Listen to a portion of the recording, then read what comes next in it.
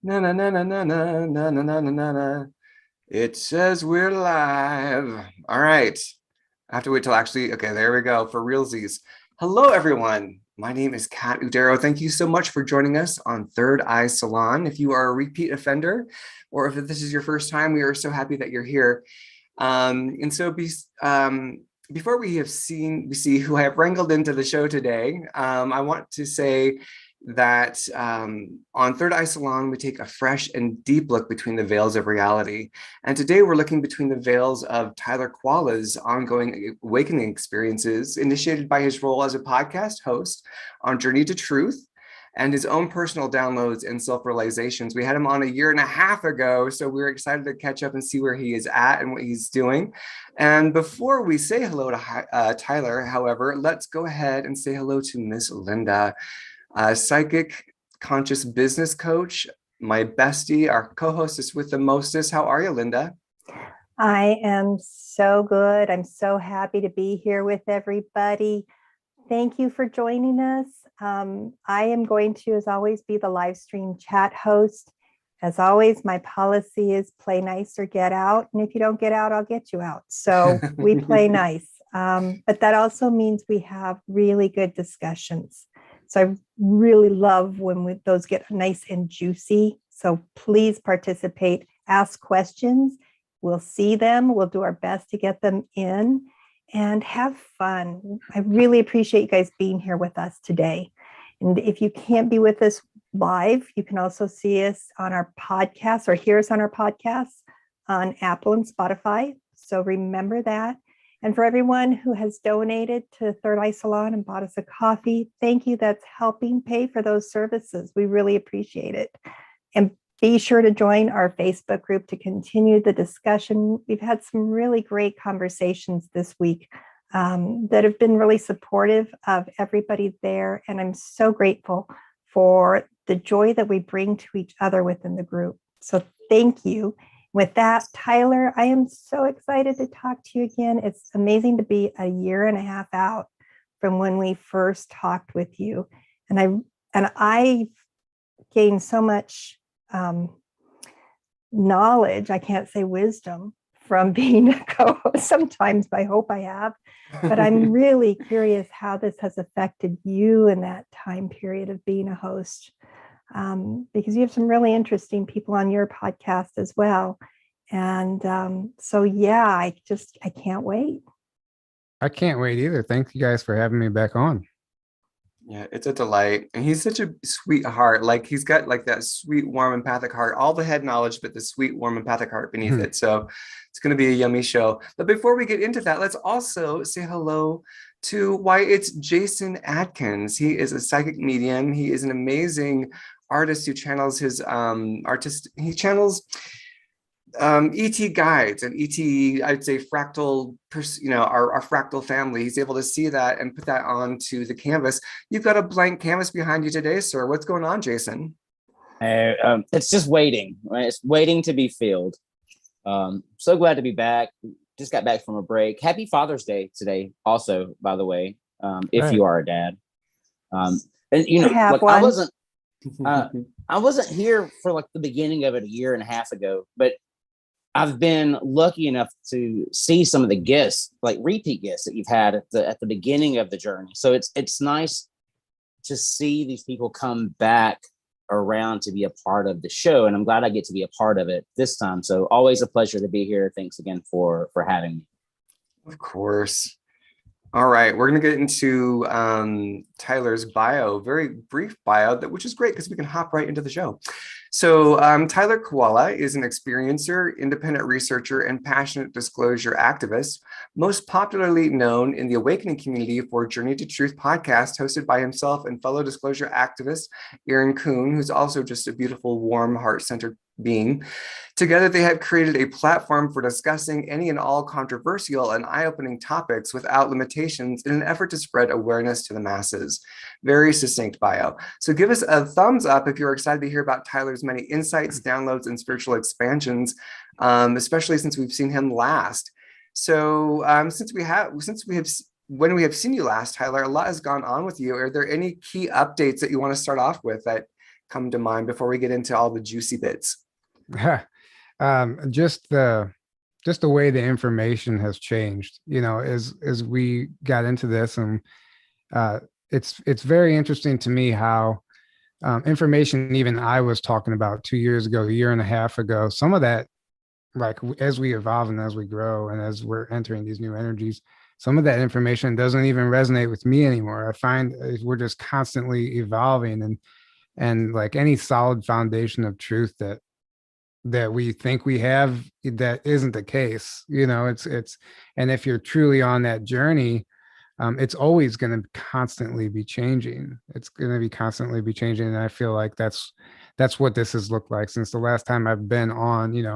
At that point, I probably thought I had a pretty good idea of what was happening, and looking back on it now, I was clueless, and I'm still clueless.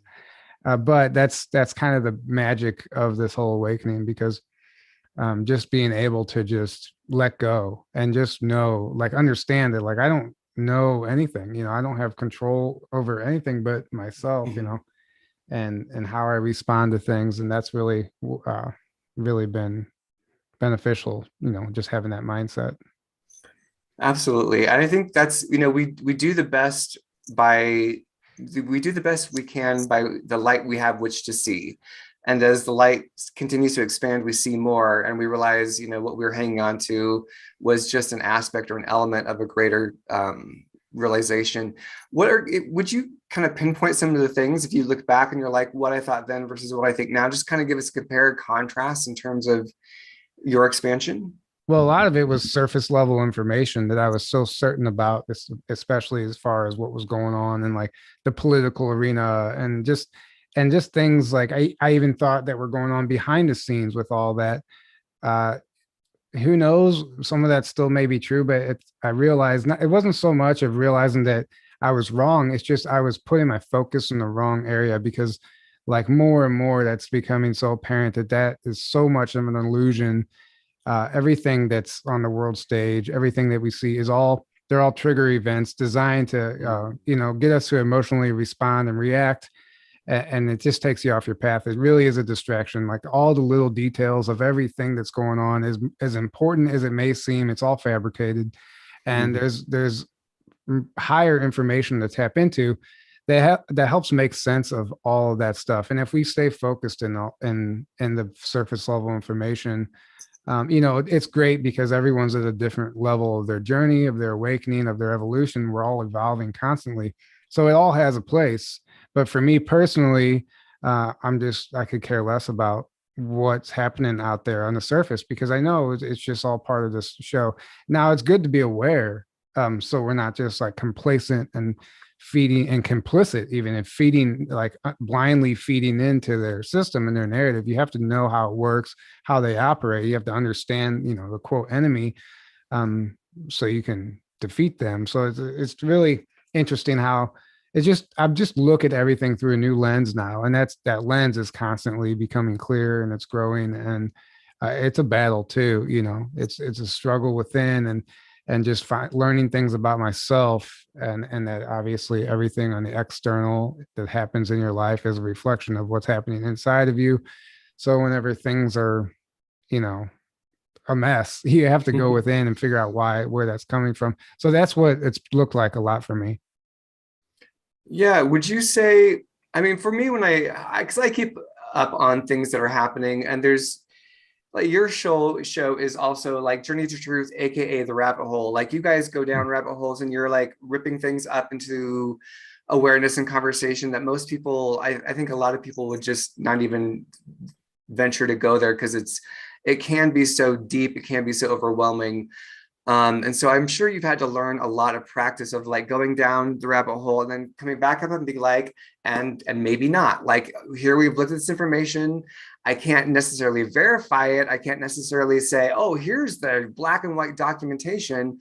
I have an intuitive feeling about it. I have a psychic knowing about it. Have you kind of honed your own empathic abilities in your discernment of this information as it comes to you? 100%. And you nailed it. Like, most of this stuff, because of the way this planet has been set up, there is no evidence for it. There's no, like, you're not going to find this information. You might find it somewhere in the back pages of the internet somewhere, but you're not going to find it in an article. You're not going to find proof of this stuff, this magical proof that everybody wants whenever these whistleblowers or these people come forward and share their stories. So many people get triggered, they just throw their arms up, bullshit, this guy's a fraud, blah, blah, blah, whatever, because they can't, it's outside of their reality. They can't see any tangible evidence for it, so therefore it's not real. And everybody has their own idea of what evidence actually is. Evidence to somebody else might be bullshit to somebody else. And that's the problem with the entire system, because what do we consider evidence, so it really goes down to like being able to do the inner work so you can feel what the truth feels like and what a lie feels like, or dishonesty, and it's all vibration. Like your body has a physical effect when it hears something true. Like you feel it if you're in tune, if you're in alignment enough to be in a place to be able to feel that. And the same with the lie. And sometimes it's confusing, sometimes we're not always aligned properly and we get sucked into something, that information that might be false. So you just constantly have to be checking yourself, constantly be asking questions, and don't really cling on to anything as the absolute truth.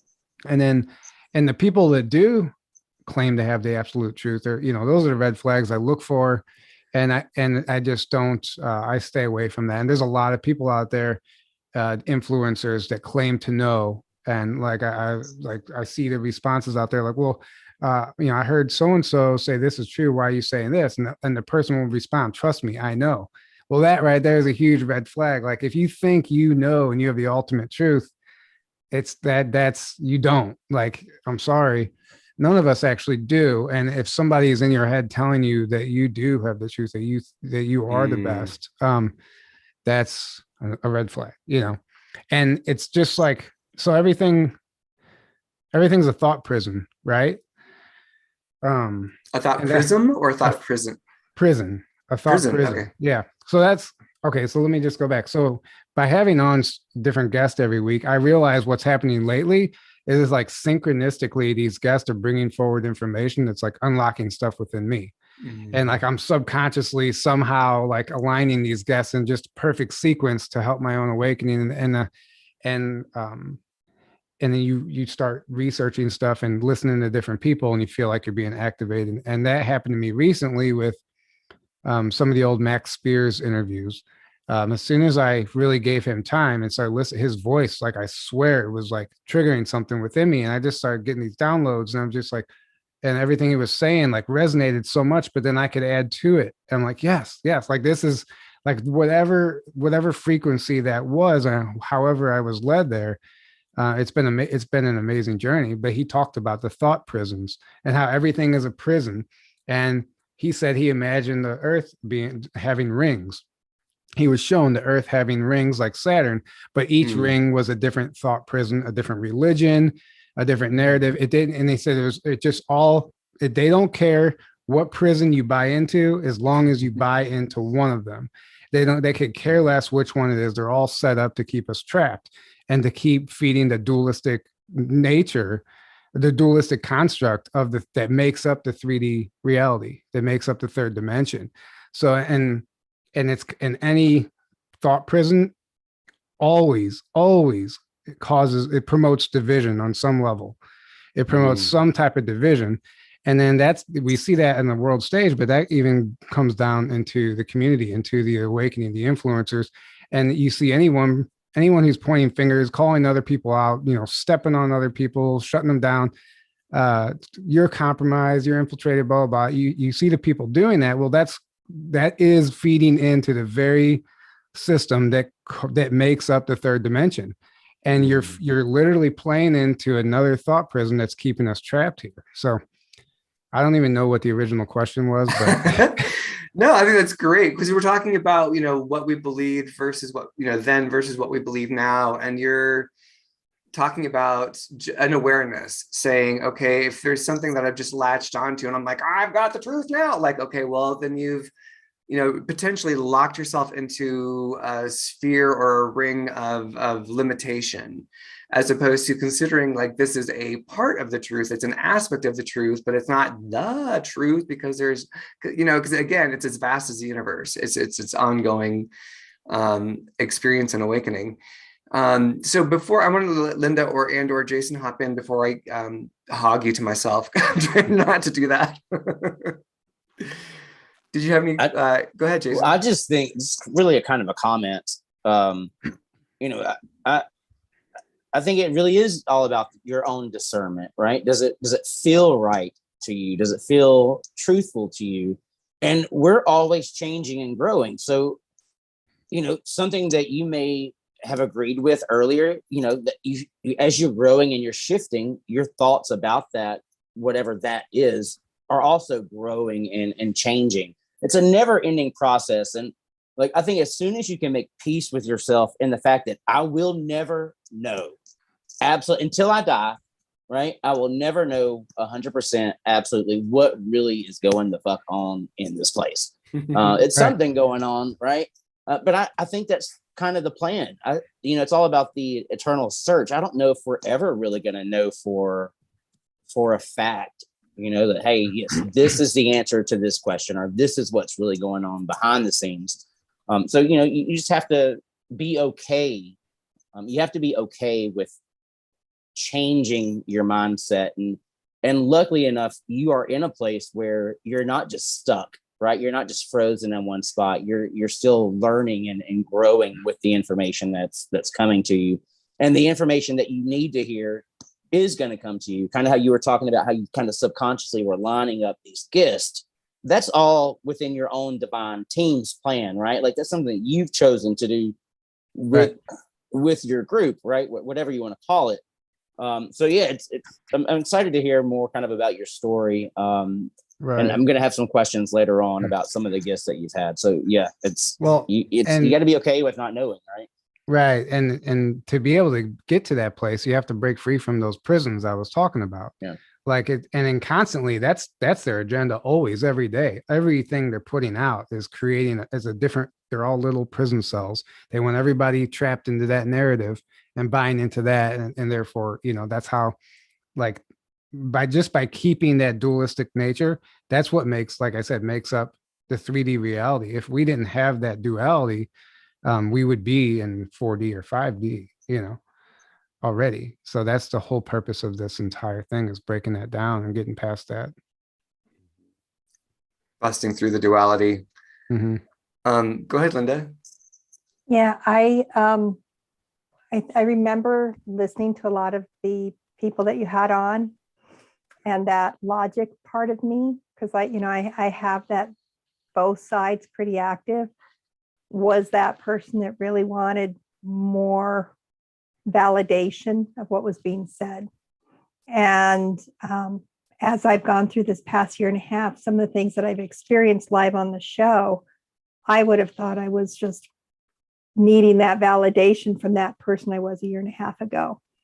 It's like, interesting, that part of me that's still sitting there thinking, did she just SecMed, when I channeled SecMed, it's like, did that just happen? If I looked at myself a year and a half ago and saw that episode, I would have thought, this chick is nuts. Right. So I really, it's as we grow and change and open ourselves to possibilities, I think that perspective changes as well.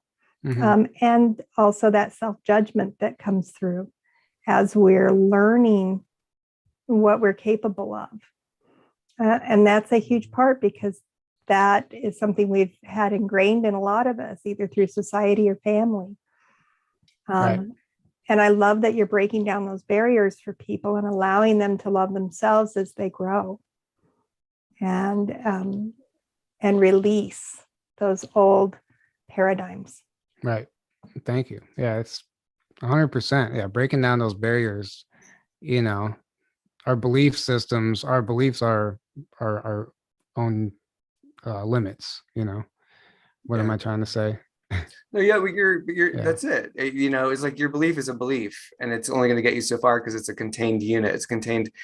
I think there's this Aubrey Marcus. He's a really major podcaster. I think I'm saying his name right.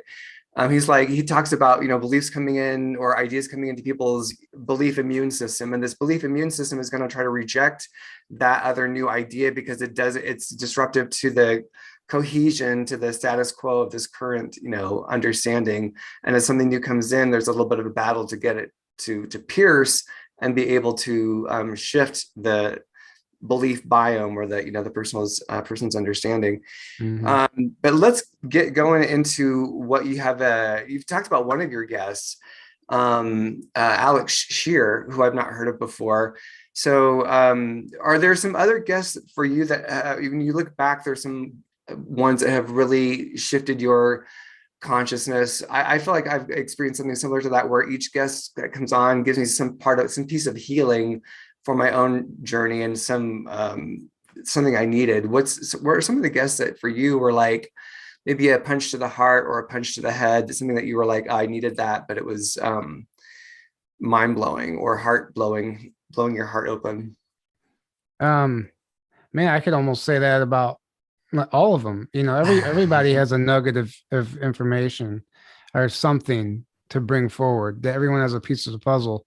To isolate any one guest and like, I don't think, there are. So we just recently had a girl on, Erin Lynn, who was works in the Akashic records, and she was bringing forward some completely new information, which, by the way, I think what's happening now, like the stuff she was bringing forward, this is good. This is evidence to me that the collective consciousness is awakening, is raising, or we're raising into a new frequency. Because 2 years ago, the information she brought forward just a few weeks ago, it had no place on this planet.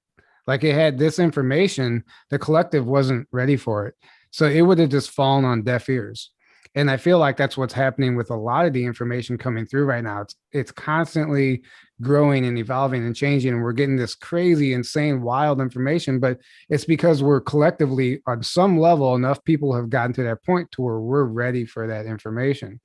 And I feel like what she brought forward, the information about some of the blueprinters and the builders of these planets and universes and stuff that we just don't know a whole lot about. People have talked about it throughout the years, but it's not really received, and it's not really received unless it comes forward at the right time. And I feel like now's the right time, and it's going to keep, this information is going to start to seem like myth and legend, moving forward, because myth and legend, in my opinion, is the real history, and the history as we know it is the lie, and that's what history is, his story, so they, like, I think the myth and legend, the folklore, everything that seems that we're taught is fantasy, it was real. And I feel like as we move forward, that type of information is going to start surfacing again. It's going to start presenting itself, and people are going to start receiving it again, because we're moving into these new energies where this old paradigm, the cabal and all the, their old fashioned ways and stuff, literally doesn't work. They can't operate. And that goes into the DNA activation also. We have that dormant DNA that's now being activated. Well, we had the 2-strand, whatever they said that we are, like, so mammalian and reptilian DNA. Well, that doesn't mix. That doesn't match. So everybody's walking around at odds with themselves on the inside, and they don't know why. It's because of our DNA is the DNA that's active literally isn't a match. It doesn't mix. So as we activate the new DNA, we integrate that into, our full body, into our essence, and we can now evolve and start to feel like and live in harmony, to where, in the past we weren't able to do. And I feel like right now a lot of people are going through that. If you're resisting this change, you're trying to stay stuck in that old DNA that is literally designed to keep us suppressed. Well, I wanted to ask you, so I want to talk about the DNA bit too. There's so much I want to talk to you about. What was the Lynn, what did she see in terms of the master blueprints of creation? That's what it sounds like you're talking about. Right. And what was the key thing that was like hit you in the heart about that made your eyes pop open? Well, we had Jacques Doubleday on. If you don't know who he is, he's a researcher, expert in, I don't know if geology. He started off in geology, but he was focusing on the Bosnian pyramids, and he went there and spent quite a few months or years there. Realized that this looked terraformed. It didn't look like somebody, it almost looked like it was 3D printed. And he was seeing all this information of like all this evidence of what he was calling terraforming. And then he started looking at everything on the planet, realizing, oh my God, like this isn't natural. He goes, this was designed by an intelligence. This is these rivers and these lakes and these mountains and these trees, everything was placed here by some sort of ancient builder. They were literally building planets. And he brought up some old Nikola Tesla documents that Tesla talked about. Once we achieve technology, we'll be able to create our own planets or build our own planet, whatever, once we achieve a certain level of consciousness or whatever, however it was worded. And everybody just missed that Tesla said that. But Tesla was already onto this. So then we get this from Jock Doubleday. He's all over the internet trying to prove to people that, this is all being terraformed. This isn't natural. This isn't from erosion. This is all by intelligent design, but it's all just falling on deaf ears. Not everyone's ready for it yet. Then here comes Erin Lynn with this information from the Akashic Records about, she calls them the Craigs, I think, or I forgot. There's a few different races she was talking about. And she was talking about the blueprinters, the builders, and that's exactly what they do. She was explaining the process, how they would create the mountains and the rivers and how they did it and how they would literally build a planet. And it was just validating what Jacques has been trying to tell everybody that he's been seeing physical evidence of. And here we're getting this information that's now coming through that corroborates that. And she had so much information that Jacques even said that he thinks that interview broke the matrix. Like he was like, this is the most next level stuff I've ever heard. And it validates everything I've been feeling, but I couldn't put my finger on it. And I got to admit, it kind of resonates with me too. And I really think like that's just one example of what you're talking about. Like it's just new information coming in right now that we weren't ready for. And still most people aren't ready for, but there is a certain percentage that are. Yeah, I would agree. There, like you said, the history we've been given isn't our history. It's a story, and it's been, confabulated with specific intentions, and strands of truth are in there, but it's mostly concocted for control. And bring that back down to the DNA part, what do you see and feel and experience in terms of, I'd never heard of this before, like there's the mammalian, that one, that strand, and the reptilian, and those being at conflict with each other. I'd never heard that before, so that's interesting to hear. What do you see in terms of our perceptions popping open? Because I'll kind of tell you what I believe, and then you can compare, contrast, and say, what you feel, experience to be true. Because I feel like at a certain point, there are people who are popping open. You don't hear about it. Maybe they become institutionalized, or maybe they go on a retreat and they have to go far away from society. But there are people who are popping open. Their kundalini is opening up. Their psychic stuff is opening up, and they're able to see through the veils. And how do you relate that to our DNA and the evolution of our DNA? What's your understanding of that, Tyler? Well, we're taught that we only use 10% of our brain, that the rest of that DNA is junk DNA, and it serves no purpose. I feel like that DNA is what some people, once that's activated, it's what some people will call magic. I think we're going to be able to do things and perceive things and see things that literally seemed impossible based on the reality as we were taught, as we know it. So I feel like it's not just, the entire planet is moving into these new energies, and everyone is along for the ride with it. And if you're resisting it, it's going to be hard to stay locked in that two-strand DNA. And I feel like the people that aren't ready, when they transition, they'll maybe just reincarnate on another third dimension planet somewhere. And apparently there's more of them, because apparently the Earth is the heart of the 3D planets. Like for whatever reason, whatever happens on Earth affects all the densities and all the dimensions. And there's already a grid of planets that have been taken over by this cabal, right? And Earth is the heart of that. And for whatever reason, the Earth, where it's located, is extremely significant. And if they can get Earth locked in, they basically take over, right? So that's what's happening. But since we're moving into these new energies, it's something that they never really anticipated, and things are changing now. And the whole DNA activation, they had been suppressing us for so long. I don't think they anticipated on people on these DNA activations. And that's why the Queen just had to do her synthetic DNA Jubilee activation ceremony. If you guys saw that, No. it was Queen Elizabeth. It was a Jubilee ceremony. It was literally a DNA activation ceremony where she pushed a button and this DNA strand lit up, and it went and lit up this tree of life.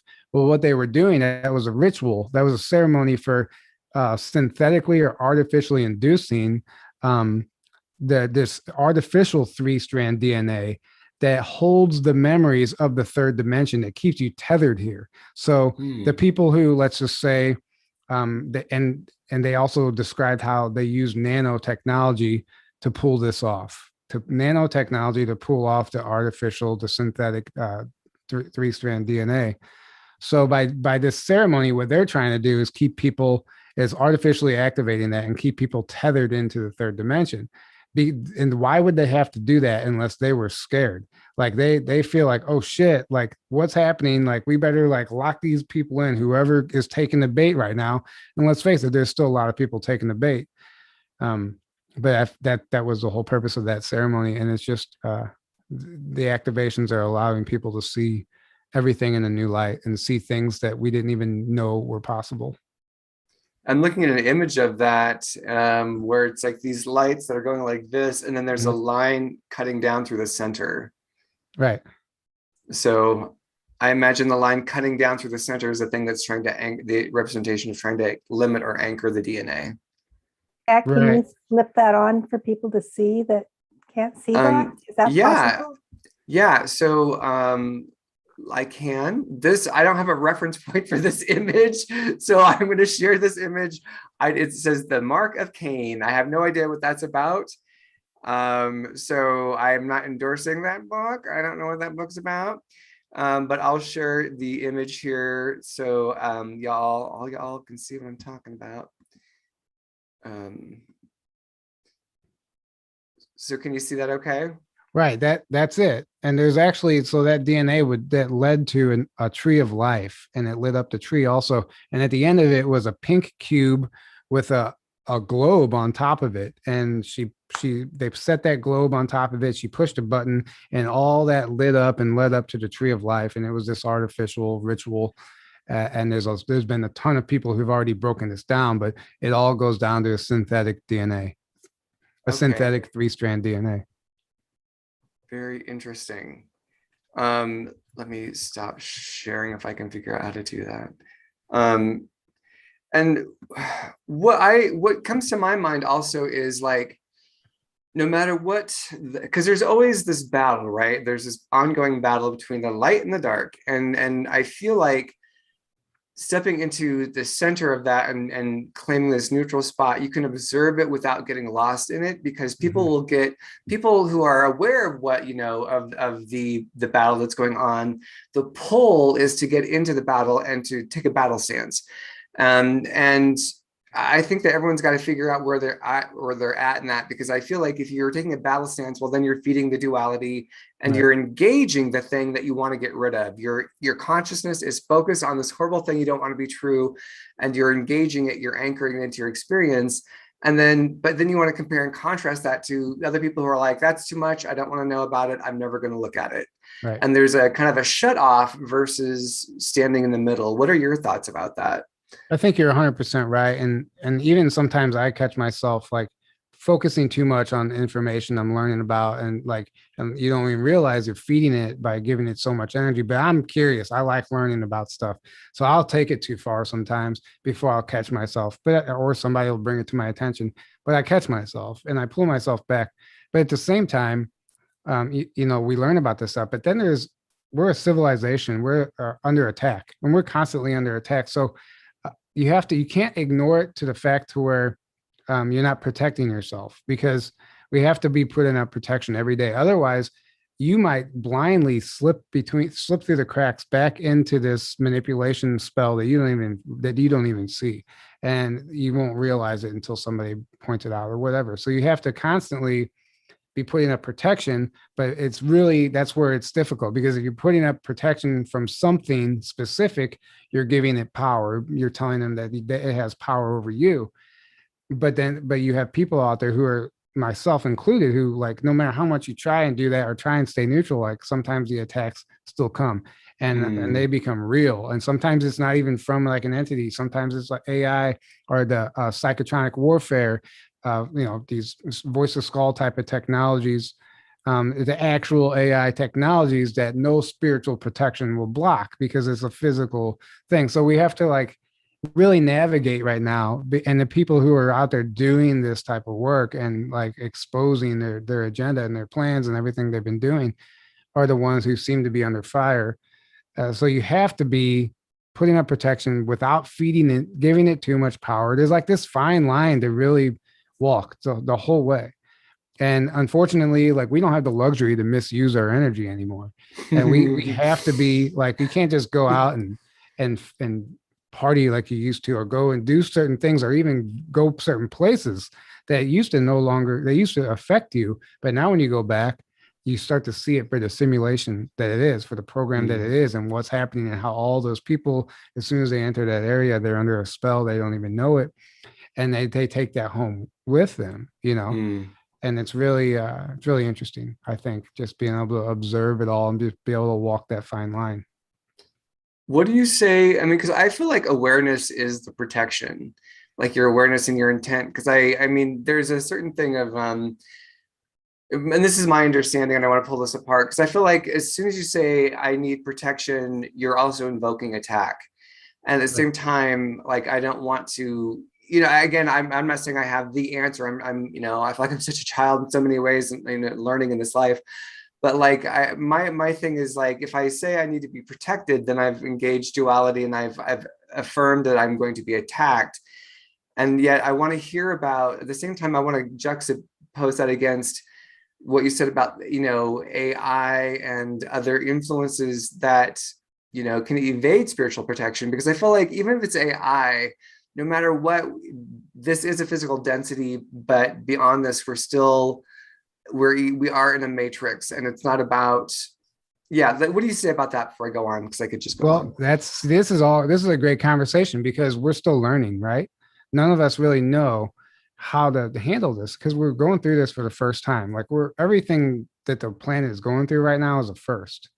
So what I realized whenever I stop putting up protection and just let go, and I just live, try to live as carefree as possible, and just do my thing and do the podcast, that's when I get attacked the hardest. As soon as I let my guard down.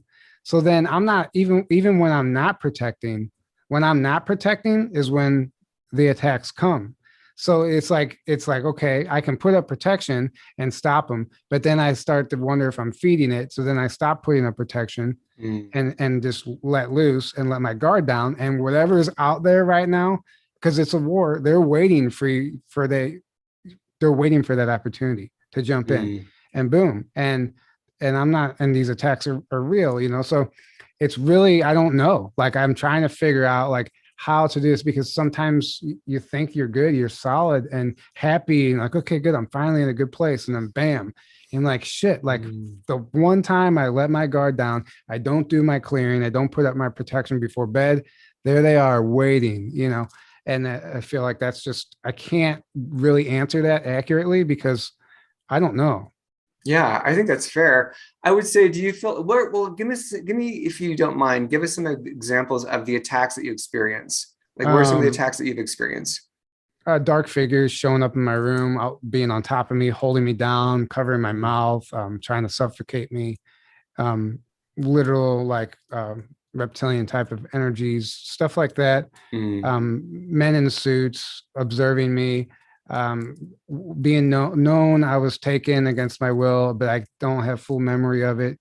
But I have some stuff going on in my body that proves like something happened. Missing time, like these things I know, whatever is going on, like it's sometimes it's absolutely horrible. Like, I'm just breezing through it right now, but sometimes I'm almost in tears. I mean, it's absolutely horrible.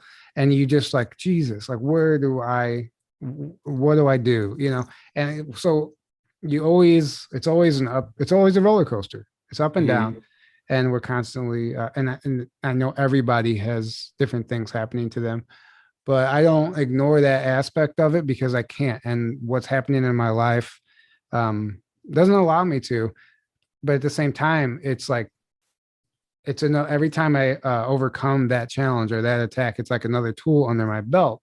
And then all of a sudden you start to have all of these different tools. And then now you can't, like a healer, let's just take a healer. You can only heal what you've experienced. So that's why a lot of these healers have lived the hardest lives. They might have been in a terrible place once and lived through the worst stuff, seen the worst stuff, maybe have been a part of something they're not even proud of, but they made it through that. They've experienced that. Now they can help all these other people who are going through that because they've been there. And I feel like maybe that's what's happening with me and a lot of the people who are under attack right now. I've heard it also described as training. Like sometimes it's not even an attack. It's an attack, but it's set up by your higher self as training. Like, okay, you've learned about these new tools. Now let's see how you use them. Like, let's see if you're really capable of this. I don't know. I'm just kind of thinking out loud at this point, but. I love it. I mean, because it makes me think about because there's so many different perspectives, there's so many different angles. And part of me says, okay, and yet you're still the author of your reality. So these attacks are still some extension of you in some fashion because you are the author of it. And then I think about that. So that's one thought that comes to mind, and you're welcome to comment on that. Or this other thought that comes to mind, which is, we do hear about these galactic wars, as it were, and there are some beings that are very neutral and they don't engage in the war. There are other ones who are very proactive in defending, and so even if they're not in act of war, but they're doing like Aikido or whatever, they're doing energetic moves to evade, to prevent, and they're doing things, so they're not like, I'm gonna punch you energetically, but they're doing things within alignment of holy energy. But that's still a skill set. Right. Yeah, some people are on the front lines, other people are playing the trumpet. I mean, it's just. Yeah, and I also want to say that we're not always completely conscious of what we come in as. Right. Because I know long before I was really conscious, and I still think I've got a long ways to go. So caveat, when I was just kind of dabbling and trying to figure out what I have as abilities, if I have abilities, if I'm not going crazy, and starting to attend things, I would have people almost every single time come up to me and talk to me about me being a point of light on the grid, that they could tell that, they could see that. I had no idea what they're talking about. Right. To this day, I'm still trying to figure out what they're talking about. But it happens so many times that it's like, well, okay, what does that mean? And start understanding that. But I think part of that is my natural state of grounding that comes in. And sometimes it's just my natural way of seeing people beyond what is in front of me. Right. And similar things happen to me too, as far as people telling me that I'm capable of this, or like, you don't know whatever, you don't even see it's at some point, I think you just have to take the title and start having confidence in yourself. And this is something I'm struggling with right now, because I don't know, I don't see what other people can see sometimes. And I don't want to just take that as fact and live this illusion, live this lie when I'm not experiencing it, but other people are telling me, until I'm fully in that and integrated with that, I can't be honest with myself and just say, oh yeah, I'm this, I'm that, because this person told me I was, I want to experience that and find that within myself. And I do get glimpses of it. And more I'm starting to realize wow, I'm capable of a lot more. I really need to give myself credit. And we're all our own worst enemy, and we hold ourselves back in that way. But it's all part of the programming, unfortunately, we're we're taught to think that like we're not good enough. That's part of this whole programming. That's why we see everything the way it is on TV and Instagram. If they want you putting all this stuff in your body, enhancing yourself physically and whatever, blah, blah, because you're not good enough. If you want to be like this person, you need to take this, this, and this. And we've just been beaten down for so long to think that we're not enough, to where when it comes time to realize we're actually powerful, me personally, I have a hard time accepting that I really have that power. And as much as I know it's there, like internally, there's still a struggle there. There's still a battle within. And that's what this whole thing is about, this whole journey.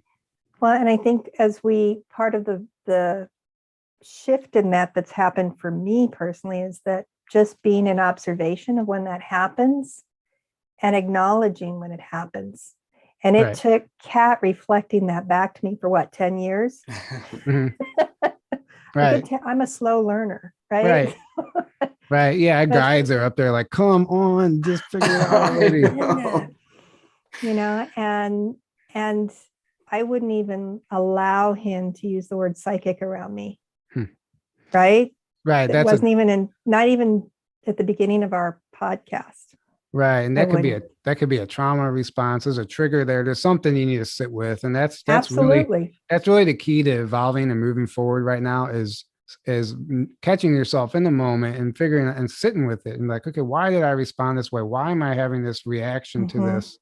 And that's really the only way forward. If you don't do that, you're going to just keep looping that time loop of the toxic habits and that toxic behavior and these negative thoughts, and you're never going to break free, and you're in that time loop that they have created. They want us all to be in. And I think we also create that time loop for ourselves by not going there and not looking at our childhood things that have brought that up. I knew exactly when that came into my being, when that was who I identified as not being, and had to sit with that and work through that, and work through all of the stories I told myself from that point forward, as it not being okay and not being safe.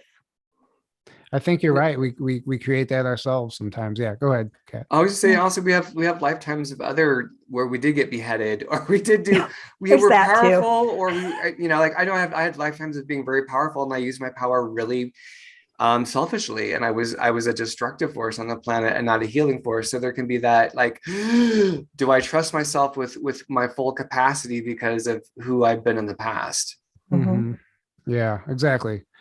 And like a lot of it, like, yeah, we might be creating that time loop, but the system is set up to distract us intentionally also. 100%. So like, even though we might be creating it, like on some level, we're allowing those distractions to get the best of us. And that's where the growth comes in. You have to catch that. You have to notice that and break free from that. And one large way they do that is through our sexuality. They attack the sacral chakra because they want a hyper sexual civilization. They've created one for that reason.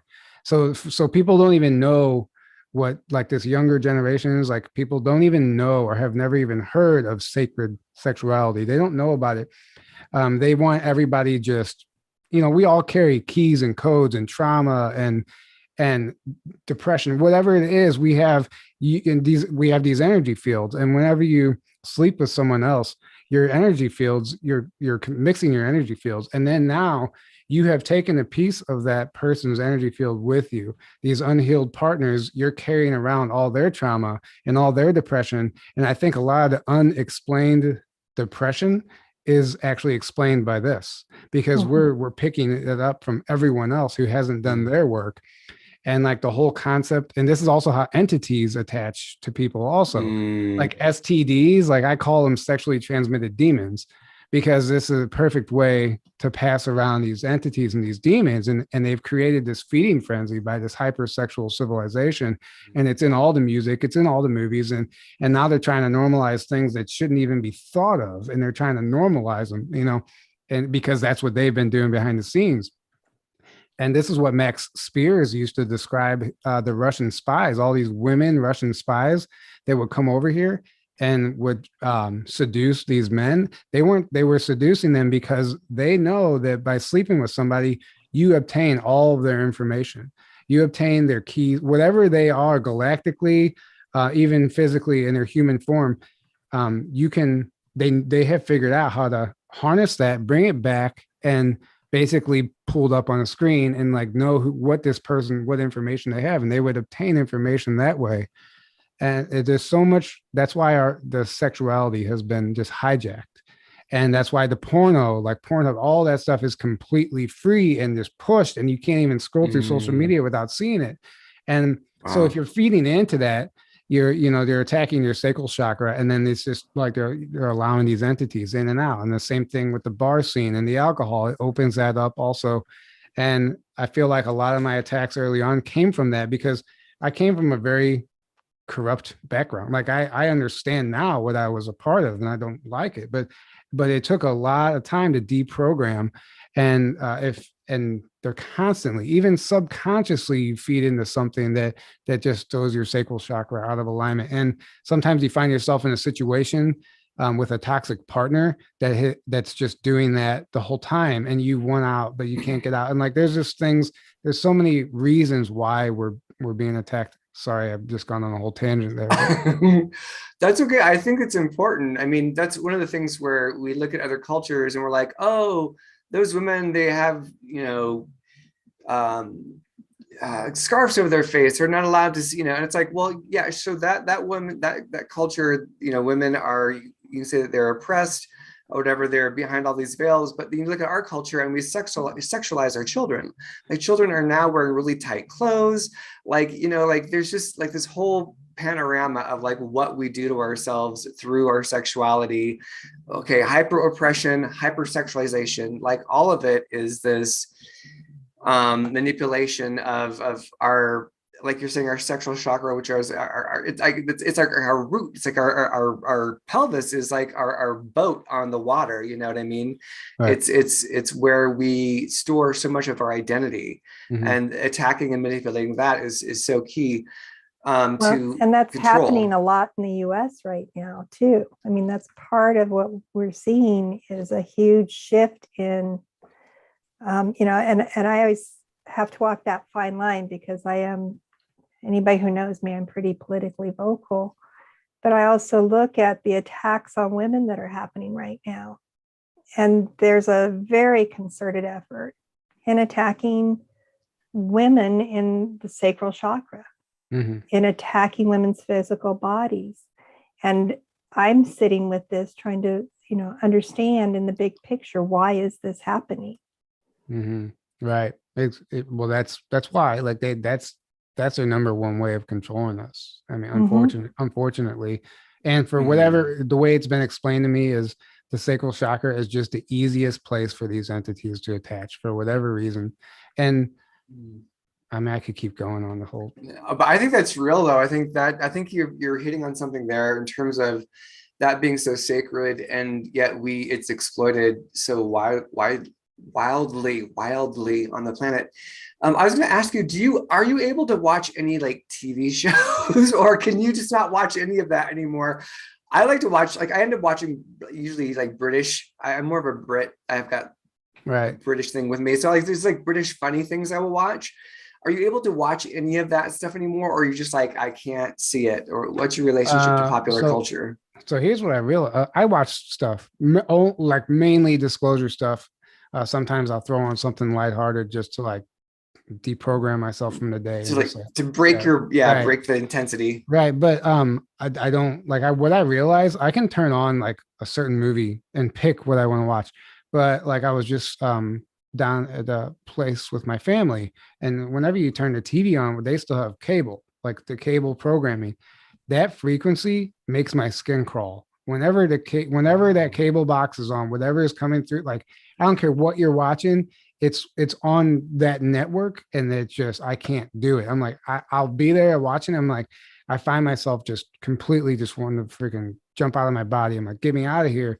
But I can watch something that I choose, and I watch it for anymore. Like, the only thing that interests me is disclosure type of stuff. Like I go back and watch some of these old movies that I never watched, but now I do because I'm like, oh wow, they were telling us the whole time. And it helps me understand the system, and it helps me understand, like, we can't beat it unless we understand it. So and there's some things I'm going through personally, some memory recall and stuff. And I feel like I want to learn about, like, was I a part of this? Did this happen to me? So, like, to me, it's more like I'm watching it as a research, not, not as like, not as a pastime. But yeah, I still watch stuff like that. Can you speak to some of the memories that have been popping up for you that you were like, whoa, I didn't know that was there?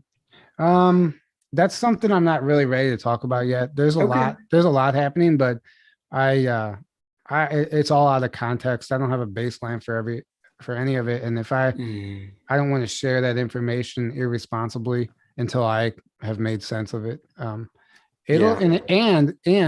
if it's even, some of it's not that great. We might be by the time I'm ready to talk it might not even be necessary, because it won't need to be. That program has already been disclosed and healed, and I won't have to share my story because enough people already did. If I ever get to a point where I feel like something that happened to me needs to be known, then I'll share it. But I'm not just going to go out and like, I was a part of this. This happened to me. Like, it's like some people like to glorify things that shouldn't be glorified. And I think that's what social media has really done, where it's like, oh, this just happened, I'll tell everybody. And it's like, whoa, let that incubate. Let yourself process that. There's this trigger reaction to share things as you experience them, which is part of kind of, I feel like, the programming of social media, which leaves you way too vulnerable. you know? Right. Exactly. So that's cool. We respect your boundaries. Absolutely. I'll switch the topic then, and ask you, this is the thing that, because I'm in a physical body, I know that there's only so much I can grasp, and there's only so much I'm meant to grasp, otherwise I'd lose my mind. But what is your experience of timelines? What is your understanding of timelines? Because I feel like now timelines becomes this really wishy-washy, mamby-pamby thing of like, oh, that was another timeline, or, oh, I got a psychic reading, but it didn't go that way because I'm in a different timeline now. And it's like, so it's like, it feels very nebulous now. So what's your understanding and take on timelines in your experience? That's an interesting one, because Dolores Cannon used to talk about, before any of these timeline stuff was really popular, she used to talk about every time you make a decision, there's another version of you that they played out the other option. And it is literally a tangible version of yourself that does the exact opposite.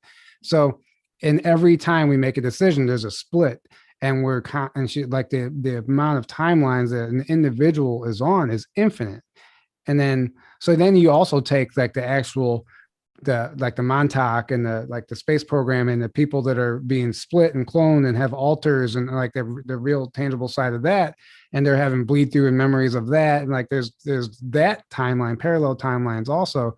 I think it's very convoluted, and I think there's a lot of black budget programs that experiment with this technology, and they go back and try and manipulate timelines, and everything right now is just, I don't even know how they don't even know what they were creating until it was too late, and they've created this big gigantic mess. And I do think that all this timeline stuff is real, and I feel like that's why, that's what this whole battle, that's like a temporal war, right? Like, these elites, all they know, these people are programmed, all they know is that parasitic consciousness timeline. That's all they know. And they're trapped in these old ways. So, like, let's just say, like, I hear people say we've already won, it just has to play out. Well, if time doesn't exist, that might be true. And let's just say we already did win, but the people haven't been removed.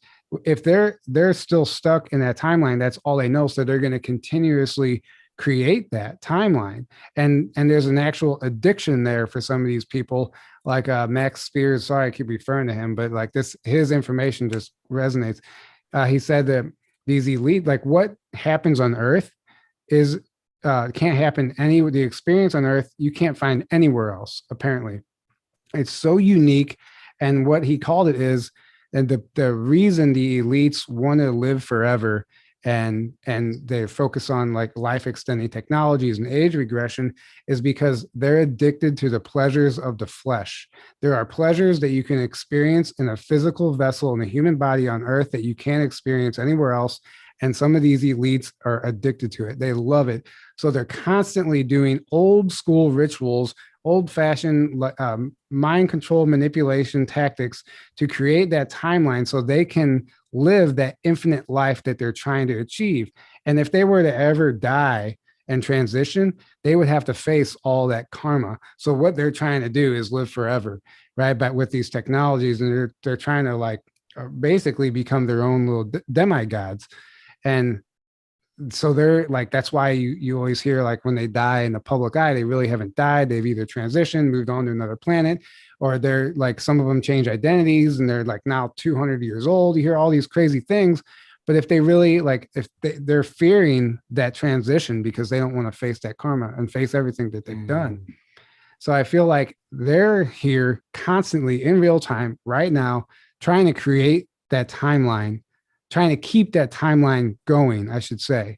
And the fact that they're losing grip, they're putting even more effort into it overtly. It's not even covertly. These rituals aren't even done behind the scenes anymore. It's being shown on TV in the public eye. They're telling you about these technologies. They're showing you that the queen is a hologram, this and that. They had like they're telling you all this stuff is real. They're showing it to you, and they're anchoring people. They're trying to anchor as many people into that timeline. And then we have this new timeline where we're trying to, this awakening timeline, the planet's going through this, which I think is inevitable. I just think these people enjoy that lifestyle so much. That's all they know. Like, there's no way that they're going to just have this aha moment at this point and like, oh, wow, like I really, screwed up. Because once you start that healing journey, that's when your real karma kicks in. So there's small karma, instant karma, like somebody going and stealing the Trump sign and then breaking their leg immediately, like I saw a video of. Like, that's instant karma. Or when as soon as you do something like a petty crime or whatever, you throw something at somebody, it hits them on the head and it hits you back, like swings back and pops you in the head. But I feel like the bigger things, the bigger crimes and the corruption have bigger karma, but it takes longer to catch up with the person. That's my theory. I was just going to say, like, and also we may not see that karma in this lifetime, Right. I wanted to ask you, I don't want to interrupt you. Anything else you want to say about that before I think I'm overly answering your questions here. I feel like well, you got a lot to download. I feel like you've experienced so much, and you've directly and also with your guests, that it's just like bubbling away in there. So I wanted to, because I also feel like on the timeline thing, I feel like it's like choose your own adventure. And if you align to the AI timeline, you can have that timeline. If you align to, I'm going to fight and be in duality and I'll always be fighting the evil forces, and you can have that. If you're like, I'm going to stand in the middle and I will be the anchor for oneness while the tornado spins around me, I will be in oneness. Like, you get to have that timeline. Right. You're going to go off and live in, with your community and generate food from the earth as opposed to going to the store. You can have that timeline. I feel like all of those are the options, because the illusion is that it's a linear, and that's the illusion. I wanted to talk to you then. Well, also Linda, Jason, because I want to make sure you guys get in here. Yeah, I'll let Jason talk. I was just going to say, yes, that it's all happening simultaneously, and you can be more than one of those things at the same time. Right, because we have the illusion of being, we're multidimensional. Right, we have the illusion of, right. Mm-hmm. Go ahead, and Jason. I do have a question. I don't really want to change the subject, but go ahead. So I believe, if I'm not mistaken, I could be absolutely wrong. I believe it was during the Jubilee celebration. There's a video. It's these airplanes, like they're flying over, and then there's a craft UFO that very visibly flies through. So like, we are duality, right? So you have these entities that are attacking, but my personal belief is that we also have these energies or these beings that are trying to protect us from that. 100%. So even in this celebration, right? Like if this is like this false DNA activation, well, here's this other little reminder of, hey, it's this visual cue of this reminder of, hey, look, there's something else here. There's something else happening. So my question would be, what are your thoughts on, and what have some of your guests had to say about the positive influences that are stepping in to try to help us? Right. I'm glad you brought that up, because I don't want to focus too much on that, but on the negative stuff. I just see what they're doing. And I just like to make sense of everything and why it's happening the way it is. And if other people understand that, it helps them make sense of things. And then now you don't have to emotionally react because you understand it. You're like, okay, I get what they're doing. Now I can move on. Definitely 100%. There are forces here helping us all the time. I think they're like, they might have been above that ceremony, putting an all stop to it. Like they might have think they pulled that DNA activation off, but maybe nothing even happened. But they're so blind to their ways, they don't even know.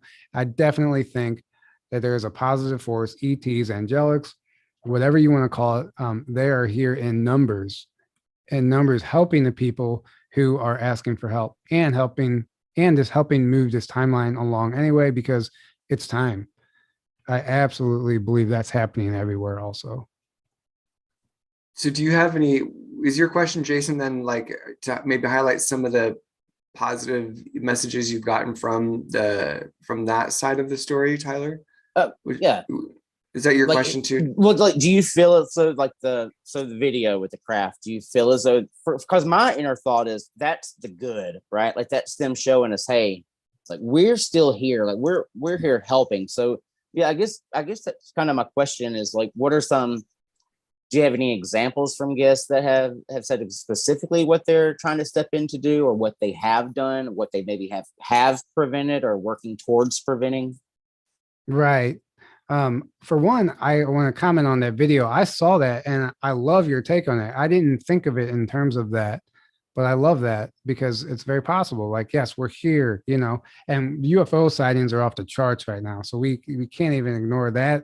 That whole phenomenon right now is very interesting, and what's actually playing out there and what's coming, yeah, we've heard a number of times from the channelers, from people who have real-time information, that there are ETs here, parked outside the planet, like even boots on the ground, working with these teams who are doing this cleanup. And like we have a Navy whistleblower on, he's a part of a special forces Navy team who clears out these tunnels with a group of 12 people, whatever. And he's been sharing his experiences, but he talks about a lot of the inner Earth groups are helping these teams navigate these tunnels, and they're helping move things along. And then he also talks about some of the ETs, like they were told not to interfere because of their free will and all this stuff. A lot of them have hit this breaking point, and they are now, quote, interfering because they see where we're at, this tipping point where we're at, and it's like they can no longer just stand on the sidelines anymore. And we have all these hundreds, if not thousands of fleets of ships coming through the sun portal, and there's photographs of them. It's absolutely amazing. I've been sharing some of them, undeniable stuff coming through the sun, and a lot of people tapping into that. It's like these are beings coming here, like for the grand finale, like they're waiting, like they're here to help and be here at the right time, because they see that the shift is about to happen, whatever that looks like. It might, in astral space terms, it's always soon, but on Earth, it seems like an eternity. So who knows when, but I know that there's forces out there. And then I'm not even talking about the ETs. There's also unseen forces there also that are helping fight the spiritual war. Human forces. Yeah. And what are if you hop in here, because you've said for you have like all this content, and we don't have a base for the content necessarily, a reference point. When you say they're clearing out the tunnels, what tunnels are they clearing out and why? So there's a massive tunnel system that basically underneath the entire planet. There's an ancient tunnel system that's very deep. Then there's another more modern one that's about 10 kilometers deep. And this is what the cabal, for lack of a better term, has been using for a number of very, very dark and disturbing things that I don't even really want to mention. But a lot of it is human and child trafficking, for one. And then there's also talk of literally like cloning facilities, and like facilities where they're like growing humans, like in pot, like, and they're using them as slaves for the programs or whatever else. And it might seem totally insane and fantastical take it for what it is, but this is the stuff that's rumored to be going on down there. And this is where they're pulling the strings from, right? So there's teams in place that are actively clearing out these tunnels, rescuing these children, and finding all the hidden pockets where these people are. When I say people, I don't really think they're people. I think, they're more of some sort of negative ET. But if we get into the details of that stuff, it's just not pretty, if it's all true. Yeah, and well, that's one thing I'd ask you to maybe comment on, not those details per se, but I'll kind of give you a picture and then throw it back to you. Like when I hear things that challenge my belief system, I'm like, ooh, okay, maybe. I'm always just like, maybe, right. I don't know, maybe. But then when I start hearing other people who don't know each other saying the same things, that's when I really perk up. And I'm like, okay, be a little less resistant, be a little bit more open, because you're seeing a pattern that you're not looking for, but it's presenting itself to you with people telling you the same story, slightly different details, but it's essentially the same. Do you experience that when it comes to, because things like cloning, I'm okay with that. I mean, I'm in terms of like me being able to believe that happens. I'm like, sure, that could be happening. Holographic things that's I'm like, sure, that could be happening. It's not my world. I'm like, do I have any impact or influence on any of? No, I have zero. No one cares what I think about any of that. But like, what has been your experience where you've said, okay, I can believe cloning because A, B, C, D, all these different people have said it. They don't know each other, but they're all saying the same thing. Have you had that experience with the whole cloning and the holograms and yeah? 100%. I would say personally, from my, we can just call it a belief at this point, but from my belief, from my experience, I think 1,000% the cloning has been happening for a long time, and there is evidence of it, and if you know where to look, and I've done major digs on that, and I've come up with a lot of documentation. There's disclosure in movies everywhere about that also.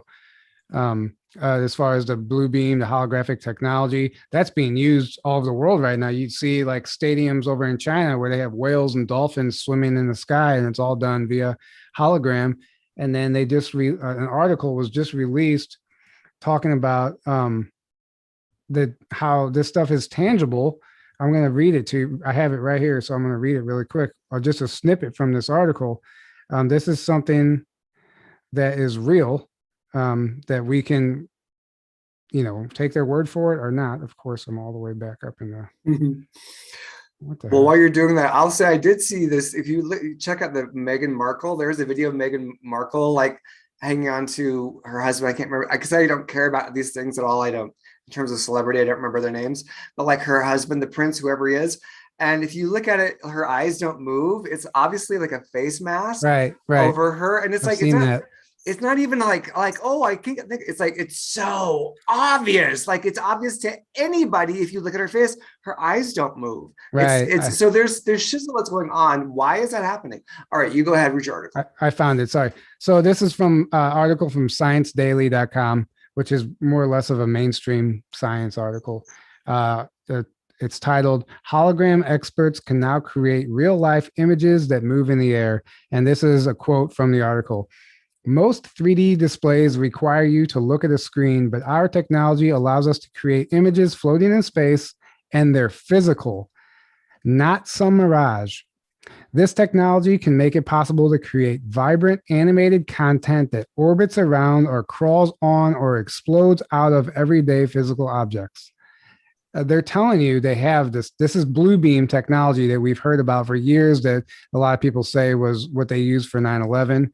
Which I believe is entirely possible. But here they are coming out telling you 100% we have this technology and we're using it. And this is a mainstream article. It's just interesting where and there's articles like this even about cloning, and there's tons of information out there if you know where to look. It's just not in your face. It's not even on Google. It's buried in the back pages if you can find it. If you do a search on Google or DuckDuckGo, you won't find it. I use Brave browser. You can do a comparison between the three. You'll get 100% different results on Brave browser or Brave search engine than you will from Google. But the stuff is out there. And on just things I've seen myself and just things I've experienced, and just from listening to so many people share so many different experiences, but they're all very similar. You can't ignore it at some point. And it would actually make a lot more sense if this stuff was true. And it explains a lot of what we've seen. Yeah. So that I would say, yes, in my personal experience and opinion, it's real. And I had not heard of Brave browser before. I just looked that up and I put that in our chat link. It's like an orange lion or something. Yeah. Yeah, it's well, it says the best. Yeah, the logo is a orange lion. Right. Yeah. It's interesting because I had heard that like DuckDuckGo was the place to go instead of Google, but you're saying that even DuckDuckGo has Google has bought them out, and I think Bill Gates has commented on DuckDuckGo openly made a statement saying that they're now censoring blah blah blah blah whatever.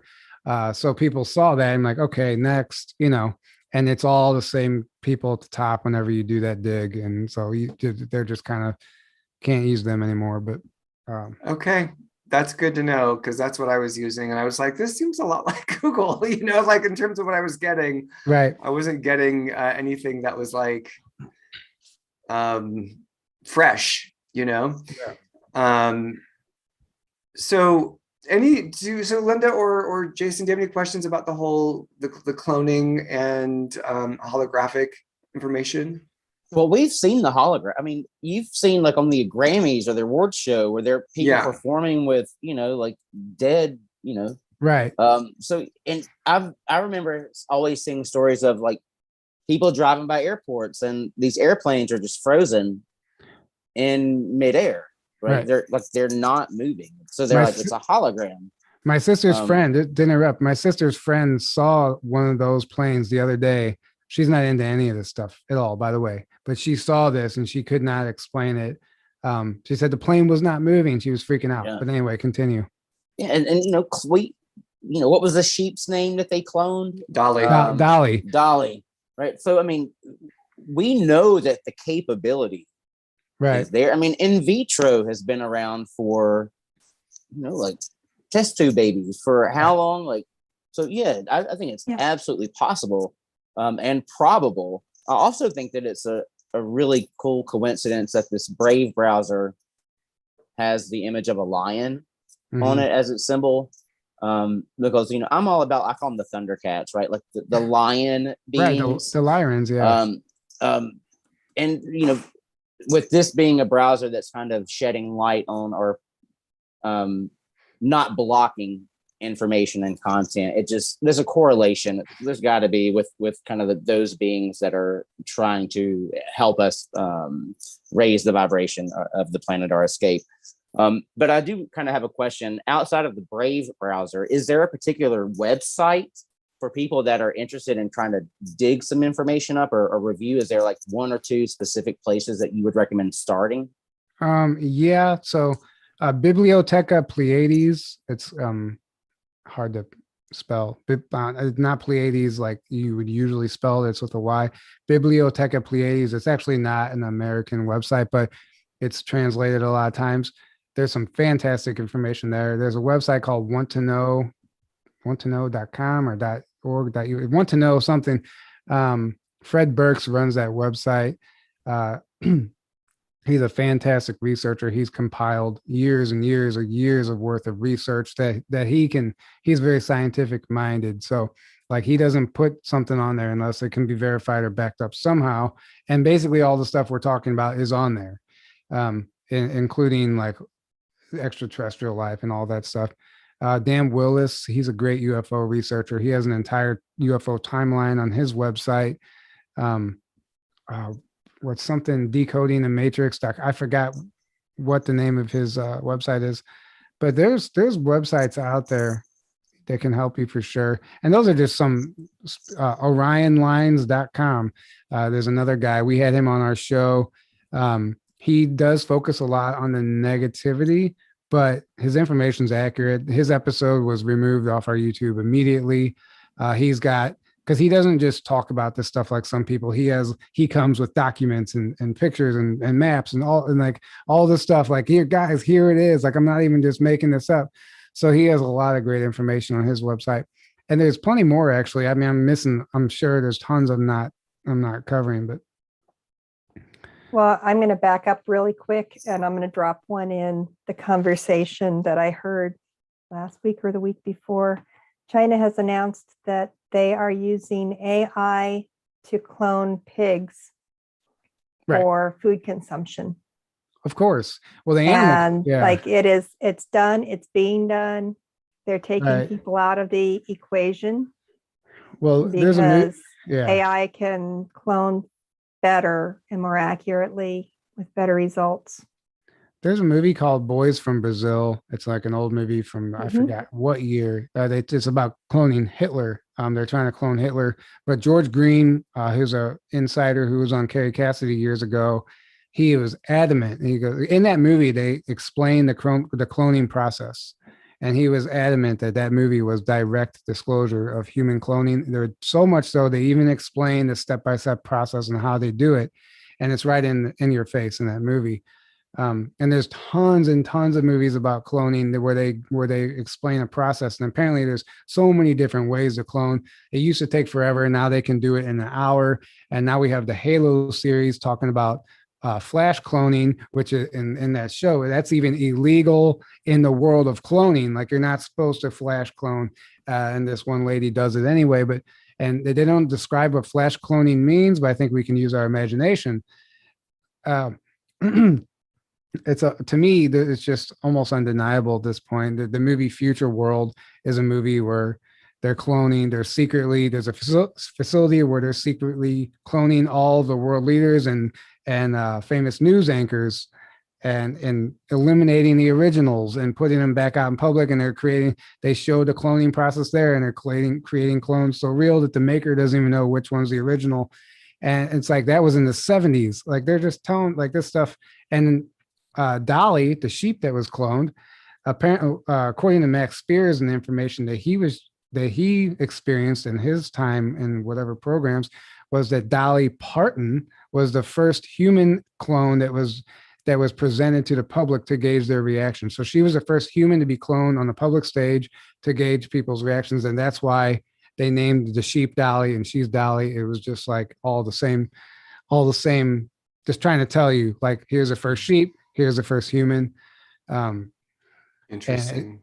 So I mean, it just goes on and on. Like Tom Cruise, I mean, that's not even Tom Cruise anymore. People are like, oh my God, he hasn't aged a bit since the first Top Gun. Like, because it's literally not him anymore. Like, and then what's the benefit of cloning celebrities? Like, why is that what would that be? Why is that a thing?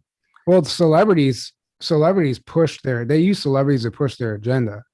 And people fall in love and become attached to celebrities. And unfortunately, the celebrities are being used for some of the most horrible crimes. Like Daryl James, he had experience from whatever Air Force military base he was stationed at, where below it, where it was an adrenochrome harvesting facility that he said Tom Cruise would frequent often. And he would like come monitor the harvesting of the adrenochrome from these children.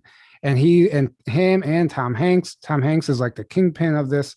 And there's a lot of major celebrities that are literally running the show. So the whole trick is to get us to fall in love with these people that are creating the very crimes that are keeping us suppressed and that are keeping us trapped. So it's like trickster energy there. And they want you to fall in love with these people who are not at all who they think. It's almost like mocking us. Like, look at these people are worshiping these people that are literally torturing their children. Sorry, that was dark, but no, that's okay. It's a lot to take in. And I mean, this is your regular life, is that you take in all of these things. So it's right. It's intense. Yeah, this is one of those things where I have to sit with it and feel into it for myself. Where I fit with that. Right. And well, that's okay. And the whole left eye thing that you see all the celebrities do, everything with the left eye, the Illuminati, that's Aldebaran. Is that how you say that planet? Which is the eye of Taurus, which is also known as the bullseye. If you look at the constellation Orion, he's the archer, he's shooting the eye of Taurus, and that's the bullseye. But the bullseye is this planet where a lot of these dark reptilians reside. And Hmm. they're whenever they show the eye, whenever they're covering the left eye, there's a whole narrative there about there's Egyptian history and stuff. But either way, it's honoring their basically the planet, the cabal that they worship. And Lucifer is just Satan agenda. What's too far down the rabbit hole for you? Have there been times where you're like, oh, that's too far, I can't go there? For some people, I see that. For me, when I realized for myself is when I'm going down rabbit holes. Like I said, we all know everything already. It's all ingrained in our DNA and it's in the collective consciousness. So whenever you're tapping into stuff, I feel like there's like a shock value that's not there for me. And I feel like on some levels, because I already know, like I knew this was happening. And I'm just like, it doesn't surprise me like some people, I guess, who aren't ready for it. But at the same time, like going too far is letting it consume you and living in fear. I'm like, oh my God, they're coming after us. We got to hide, build a bunker, stock up, blah, blah, blah. I don't do any of that. I just like, I see it. But, guess what? Nice try. Like the whole chemtrails, I call them chem fails. Like, they're like, yeah, not working anymore. You call them what like trails? Chem fail and fail instead of trail. And chem fails. Okay. Yeah. I like that. You just take the power away from it, and the power of our mind and imagination is so much more than we've ever been taught. You can create and manifest your own reality. Literally, your thoughts create your beliefs. So if you just like, it's been explained to me, like if you see the chemtrails, just create an imaginary dome over your city, and then let's just pretend like whenever the chemtrail hits that dome, it's transmuted into love and positivity. So instead of poison everyone's shower with love and positivity, you just reverse it. And they don't want us to know that we're creator beings that have this power, like we talked about earlier, which we have to really start to embrace. Yeah, absolutely. And on the chemtrail note, I'm blanking on her name, which is ridiculous. ET contactee or ET soul. Why am I blanking on her name? I love her so much. Well, she was saying that when she was seeing chemtrails, like she just started to beam out, and the chopper or the air device that was putting it out into the system, she just beamed pure love, and literally and after that, the plane and the chemtrails, it all just disappeared. Right, just blasted away. Yeah, it's like that's not my timeline anymore. So thanks, but no thanks. All right. So I wanted to ask, any other questions from Jason and Orlinda before I move on? Yeah, this is still around kind of cloning. So the movie Avatar, right? They create these beings and put their consciousness in it. And, sometimes when we talk about grays, especially, the tall grays and the short grays are clones, right? They're these autonomous,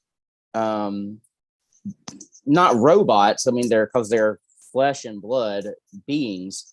So when we're talking about these human clones, are these mindless type individuals just to do this work? Is there the soul in there? Surely there's got to be, right? Because there's a soul. There's a soul. So the Navy guy was talking about who literally has physically claimed to have witnessed these locations underground where they're cloning them. He said at each one they found a device. The best way they can describe it is a soul trap. So it's a device that I don't know how the technology works. He doesn't either. But it literally, when certain individuals die on this planet, their soul is literally trapped, and they have to have the trapped souls before they can have the clones. You can't having a clone without a soul would just be too obvious. It would be like a mindless, like zombie, So which is possible, but it's not. You will never be able to pull it off. And they so he claims that there's soul traps in place at these facilities and if they're not specifically cloning a certain person, sometimes they have soul splitting technology, which has been talked about with the Montauk project, going way back in the 70s. That's what they were doing with these children. They're working on how can they split that soul. What they do is they create a blueprint of your soul, and they can use that in as many what they call alters, which is what you get into your secret space programs and stuff. But they can take that blueprint of your soul and put it in a clone body Sometimes it doesn't look exactly like you, but it doesn't matter because the soul is there. And they can dial these clones in to, break a leg at age 9, get a disease at this age, die. They can give them an expiration date, which is also explained in the Boys from Brazil movie. And he describes the machines, what they look like, how they work, what's connected to them. There's feeding tubes. Is this alien technology? It's reverse engineered ET Yeah. technology for the most part, or there's also humans involved. Sorry if that's too much, but you asked. No, it's a lot. It's just it's heartbreaking and mind shattering. Right. Well, and then because my next question, it's not really a question, it's kind of a comment. Like some people I think would say, well, is that their soul contract? Like, did they choose that? That's a big argument. Like, why would anyone sign up for that? I don't know. I feel like it's possible. Like some people, like, why would you sign up to be abducted into a program and be tortured and then blah, blah, blah. Maybe you did that. You incarnated specifically to do that so you can be a part of the disclosure of that program so you can heal that. And that loop ends also. Maybe you did that. Like, who knows what we know outside of ourselves, Right. outside of before we come here. Like this is just like a pinhead on the timeline of our soul's journey, and it's just really interesting. Like, we might be willing to take these crazy sacrifices and go endure all this if we know that by doing that, it's going to help along this awakening process. Obviously, it's just theory, who knows? And some of this stuff, I think what they do also is they trick people into consenting, which therefore it's not part of your contract, but you agree to it on a certain level. And all these experiencers, they talk about when they're being recruited into some of these programs, there's a play on words that they trick these people into agreeing. They tell them that they're going to sign up to help humanity, and they literally lie to them. They trick them into, like, do you want to help? Do you want to be a part of this? We're doing big things here. This is going to be a major thing. You're going to be known as a hero. None of that, we're going to pay you. None of that turns out to be true. And then they're used for these nefarious purposes and these horrible things, but they got them to consent to it, and so there's that aspect of it also. Yeah, and I wonder, because like on a soul level, like the higher self, being it's like the earth is a one massive playground or one massive stage. So they're, they just don't experience the trauma in the way that we do. So even if part of ourselves comes down, experiences trauma, and now we're in this continuum of the earth plane, it's still the earth plane. It's not where our oversoul resides, and so if they're collecting that as an experience, or if that was a whoops, like it's all experience for the soul, right? Which isn't to negate the horror of it, but it's just to kind of give a wider perspective on all of it, right? So then I wanted to ask you then, what is your take on disclosure? How do you see disclosure happening now? Because I know that was always like the thing of like disclosure, we need disclosure, and I'm like, right. It's happening. We are the disclosure. That's kind of how I see it. What's your take on that? Because I know that's been an arc for you over the last few years. That was part of the whole thing I had, that, like we talked about earlier, information that didn't resonate. Like, we used to talk about this major disclosure that was coming. We thought this like event was going to happen. It was all going to be rolled out. To me, it's becoming more and more apparent that we are the disclosure. And for one, this information is out there. Like, you can find actual declassified documents now about all the stuff that we talked that was used to be conspiracy theory.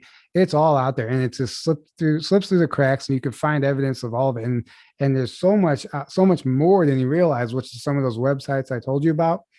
Like, some of these are government websites that talk about this stuff, and it's out there. Like, disclosure is constantly happening every day, and it's all out there.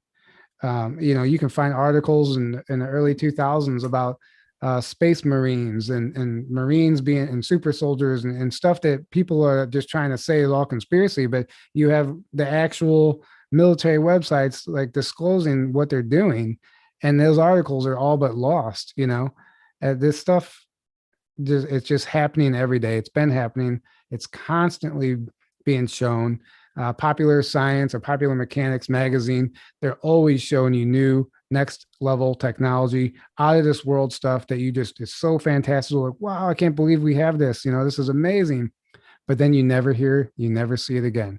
They're showing you what they have, but they're like, yeah, here's what we have. But guess what? You don't get to use it. And then you live your life. You're distracted. 10 minutes later, you forgot you ever saw the article, whatever.